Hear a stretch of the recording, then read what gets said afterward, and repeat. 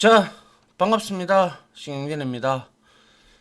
자, 우리가 이제 1과목 소프트웨어 설계의 마지막 파트가 되는 파트 4입니다. 그래서 인터페이스 설계에 대해서 이제 제가 강의를 좀 해야 되는데, 엄밀히 말씀을 드릴게요. 이미 제가 제일 처음에부터 시작을 할 때, 이 1과목에서 중요한 것은 1파트 1과 파트 3에서 문제가 가장 많이 출제가 됐었죠. 거의 80% 이상을 육박하는. 그래서 여기 인터페이스 설계는 총 20문, 1과목에 20문항 중에서 많이 나오면 2문항 혹은 3문항이에요. 아니면 한 문항은 나오겠죠. 그런데 많이 나오면 두세 문항이에요. 그렇기 때문에 만약에 지금까지 그래서 얘는 한 8% 정도 수준이 나오더라고요. 분석을 해보면. 근데 이 강의 내용도 좀 그렇게 길지는 않은데, 여러분들이, 앞에 거를 지금까지 충실히 공부했다면, 이 강의는 뛰어넘으셔도 된다라고 일단 말씀을 드리고 싶어요.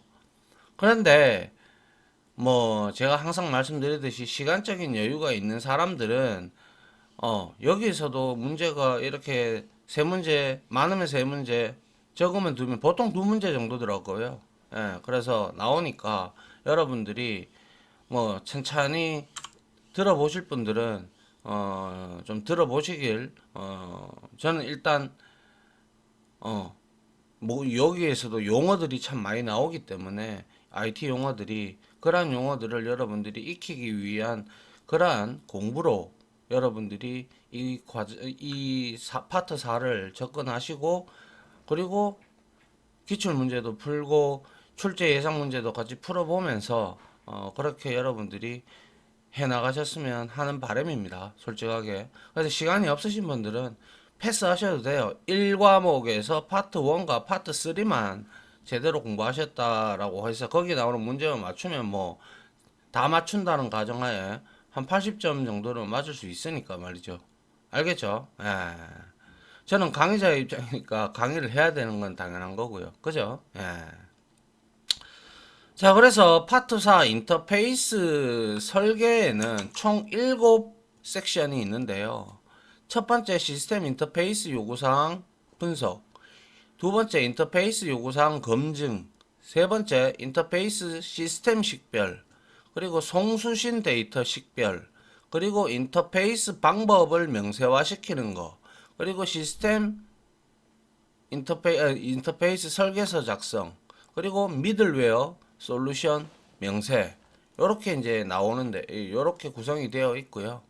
자, 그러면 이제 우리가 1 섹션 01부터 보도록 하죠. 자, 섹션 01이고요. 시스템 인터페이스 요구사항의 분석입니다. 자, 여기에서는 섹션 01에서는 지금껏 단 한 번도 개정된 이후로 기출문제가 나오지 않았습니다. 나오지 않았기에 이 장을 공부하더라도 제가 항상 말씀드리죠. 근데 파트 3은 너무 많이 문제가 나왔기 때문에 제가 그런 말씀을 안 드린 게 사실이고요. 그래서 여기에서는 기출문제가 출제된 적이 없어요.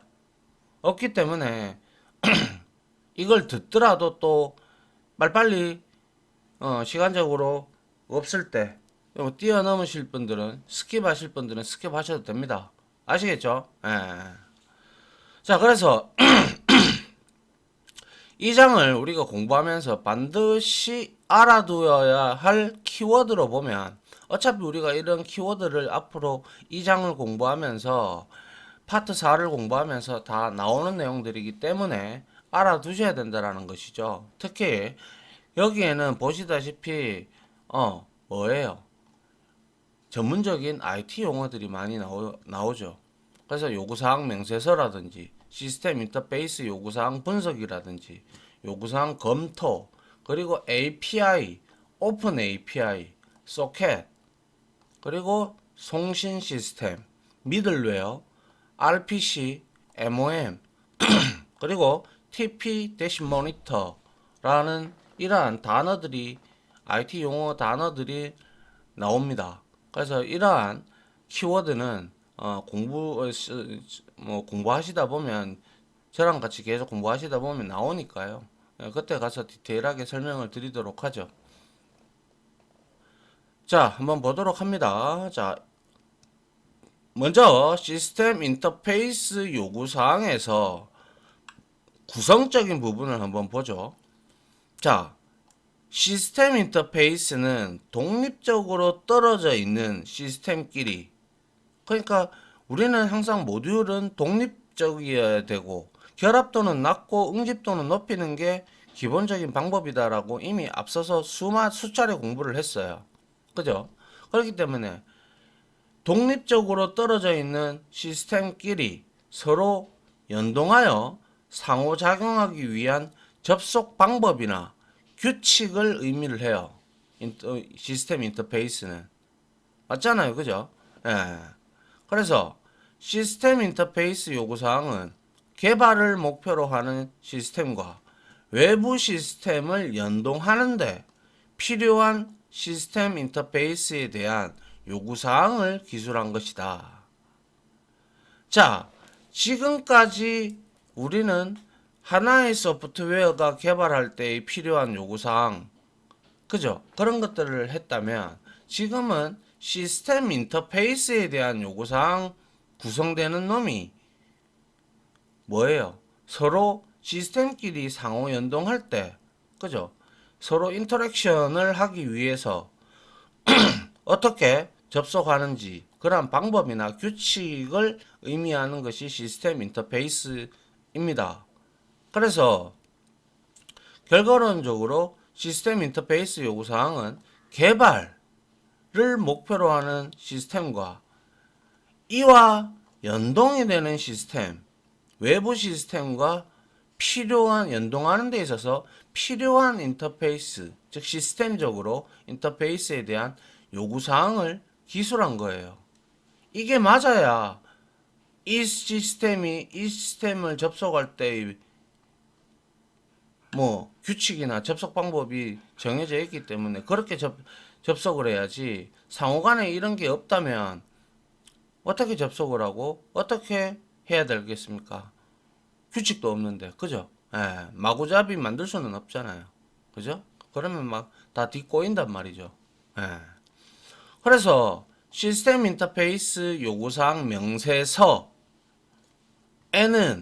인터페이스 이름, 요거 좀 잘 보시죠. 이거는 시험 문제에 나와도 손색이 없을 만큼 중요한 내용입니다. 그래서 요구사항 명세서에는 인터페이스에 대한 이름이 있어야겠죠. 그죠? 그리고 연계되는 대상 시스템도 당연히 기재를 해야 되겠죠. 명세서에다가. 그리고 연계 범위나 내용, 얼마나 범위적으로 잡아줘야 되고, 그 내용이 접속하려는 연동하는 내용, 방문 내용이 뭔지 그런 것들도 적어줘야 되겠죠. 그리고 아울러 연계 방식은 어떻게 할 것인가, 그리고 송신 데이터, 내가 보내줘야 될 데이터가 뭐냐, 그리고 인터페이스의 주기, 그리고 인터페이스의 라이프 사이클을 의미를 하죠. 그리고 기타 고려 사항들을 포함되어야 한다라는 것이죠. 그래서 인터페이스 이름, 연계 대상 시스템, 연계 범위 및 내용, 연계 방식, 송신 데이터. 수신 데이터는 여기 표기가 안 돼 있죠. 그죠? 수신 데이터는 다른 연동하는 시스템에서 보내주는 데이터가 되죠. 맞죠? 그래서 또 인터페이스의 라이프 사이클 주기, 그리고 기타 고려 사항들. 알겠죠? 예.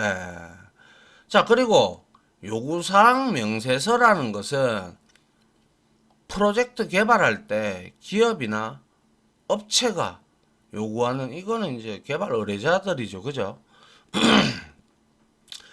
업체가 요구하는 사항들을 구체화하여 명세화한 문서로 시스템 기능, 그리고 데이터, 그리고 인터페이스, 품질 등의 요구사항 단위별로 작성을 하는 것이 바로 요구사항 명세서입니다.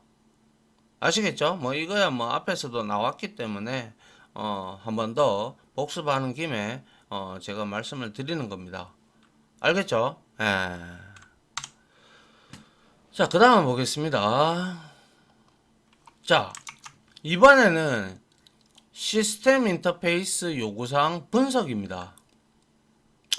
자, 시스템 인터페이스 요구사항 분석은 요구사항 명세서, 우리가 앞에서 요구사항 명세서를 만약에 이제 작성을 함에 있어서, 그죠? 요구사항을 기능적 요구사항과 비기능적 요구사항으로 분류하고, 자, 우리가 앞에서 1장이었죠. 아니, 파트 1에서 공부할 때 우리가 기능적 요구사항과 비기능적 요구사항에 대해서 살펴본 바 있습니다. 혹시 잊어버리신 분들도 있을까 싶어서 제가 밑에다가 이렇게 적어 놨는데요. 한번 보세요. 요구사항 명세서에서 우리가 요구사항을 기능적, 비기능적 요구사항에 대한 내용들을 살펴보면, 자, 요구사항이란 당연히 어떠한 문제를 해결하기 위해 필요한 조건이나 제약사항을 의미를 하죠. 그죠? 그래서 그걸 나누는데 크게 기능적 요구사항과 비기능적 요구사항으로 분류를 합니다. 기능적 요구사항은 말 그대로 기능이죠. 그래서 시스템이 무엇을 하는지, 어떠한 기능을 하는지에 대한 것을 의미를 하는 것이고, 그 외 나머지 부분들은 전부 비기능적 요구사항입니다. 비기능적 요구사항은 기능적 요구사항을 제외한 시스템이나 프로젝트 개발 등에서 지켜야 할 제약사항을 의미를 하는 거예요. 알겠죠? 예. 그래서 이와 같이 요구사항을 정리를 할 때는 시스템이 어떠한 기능을 해야 되는 부분과, 그리고 기능 시스템이나 이제 이 시스템이 무엇을 하는지, 그리고 어떤 기능을 하는지에 대한 것과 그 외에 다른 사항으로 분류를 하고 조직화를 시켜서 우리가 요구사항 명세를 더욱더 디테일화 시킨다라는 거예요.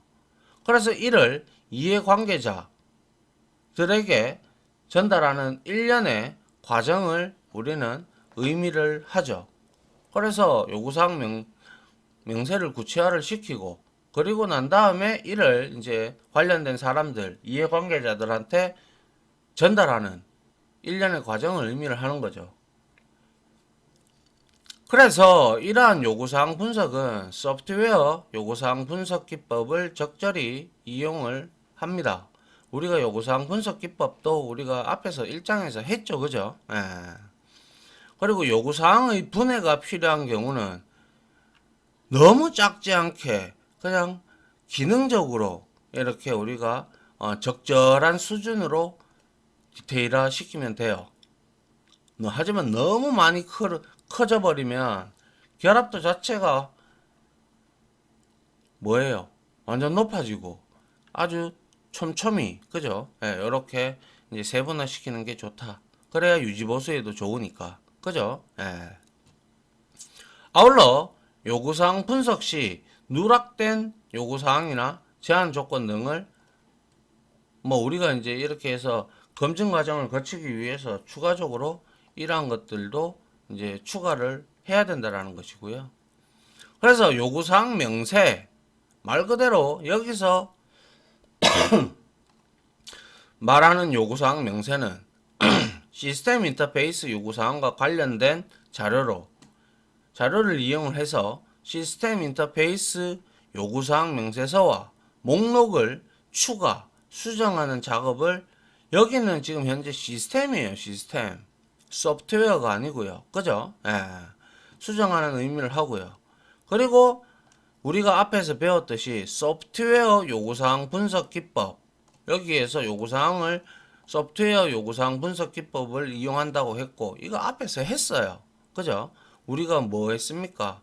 요구사항을 분류를 하는 거. 분석을 할 때 분류를 해야 되죠, 일단. 그 다음에 개념 모델링. 그리고 요구사항을 할당을 하고, 그리고 요구사항을 개발 의뢰자하고 그에 관련된 이해관계자들끼리 협상을 해야 된다고 했죠. 타협을. 그리고 정형적으로 분석하는 그러한 방법 등이 존재합니다. 아시겠죠? 이러한 내용들을 이제 좀 알고 계시면 좋다라는 것이죠. 근데 여기서 정형 분석에 대한 설명을 이게 뭔가 또 싶으신 분들이 있을 거예요. 이거는 앞에서 우리가 나온 적이 이거는 없었어요. 그래서 정형 분석이라는 것은 말 그대로 formal analysis라고 해요. 그래서 정형 분석이라는 것은 구문과 의미를 갖는, 그죠? 정형화된 언어, 딱 정해진 거 언어를 사용하여 요구사항을 수학적 기호로 표현한 후 분석하는 그러한 과정을 이제 정형 분석이라고 합니다. 그래서 정형 분석은 우리가 이제 요구사항 분석 기법에서 요구사항 분석에서 제일 마지막 단계로 요구사항을 수학적 기호로 표현하기 때문에, 도식화를 하기 때문에 맨 마지막에 이루어진다라는 거. 그래서 간단하게 말하면 정형화된 정해진 언어를 이용해서 수학적 기호로 기술하는 거다. 요렇게 여러분들이 한번 들어보시면 되겠죠. 그죠? 자, 그 다음 볼게요. 자, 시스템 인터페이스 요구사항 분석 절차입니다. 절차. 그죠? 그러면 순서대로 나열이 되어 있겠다. 그죠? 자, 그래 봅니다. 시스템 인터페이스 요구사항 분석 절차는 다음과 같다. 제일 첫 번째로 해야 될 거는 소프트웨어 요구사항 목록에서 시스템 인터페이스에 관련 요구사항을 선별부터 해야 되겠죠. 그죠? 이 소프트웨어가 이제 요구사항 중에서도 우리가 어떤 기능적인 것들은 소프트웨어로 우리가 하되, 또 이 소프트웨어가 돌아가기 위해서 어떠한 시스템에 대한 요구사항이 분명히 있단 말이죠. 그죠? 그 목록 중에서 시스템 인터페이스와 관련 요구사항들을 따로 선별을 해서, 그죠? 별도로 시스템 인터페이스 요구사항을 목록을 따로 별도로 빼서 만들어야 되겠죠. 일단. 그죠? 그리고 나서 시스템 인터페이스와 관련된 요구사항 및 아키텍처 정의서, 그리고 현행 시스템의 대내외 연계 시스템 현황 자료, 지금 현재 어떻게 되어 있는지, 구조는 어떻게 되어 있는지, 그죠? 그리고 어떤 시스템과 연계가 되어 있는지, 그러한 자료 등을 시스템 인터페이스 요구사항과 관련된 자료를 준비를 해야 되겠죠. 당연히. 그래야 우리가 이 시스템이 저 시스템과 연동이 되어 있구나 라는 걸 이제 우리가 준비를 해야 되겠죠. 그리고 세 번째, 시스템 인터페이스에 대한 요구사항 명세서를 확인하여 기능적인 요구사항과 비기능적인 요구사항으로 분류를 한다. 자, 그래서 말씀을 드리면, 자, 보시죠. 자, 다음은 회계 관련 시스템의 요구사항 명세서에서 시스템 인터페이스 관련 요구사항을 기능적, 비기능적 요구사항으로 분류한 것이다 라는 거예요. 그래서 예를 들어 요구사항 유형이 이렇게 나오죠. 이거는 기능적이고 이거는 비기능적이다. 그리고 요구사항 번호는 SIR-001은 요구사항 명칭이 고객 대상 채널 업무 연계 기능이단 말이에요. 그죠? 기능적인 측면이니까. 그리고 SIR-002는 은행 자금 관리 서비스를 연동하는 거. 그죠? 그리고 SIR-003은 인사 및 정보 조직 연계. 이런 기능들을 이제 기능적으로 분류를 했다 이거죠.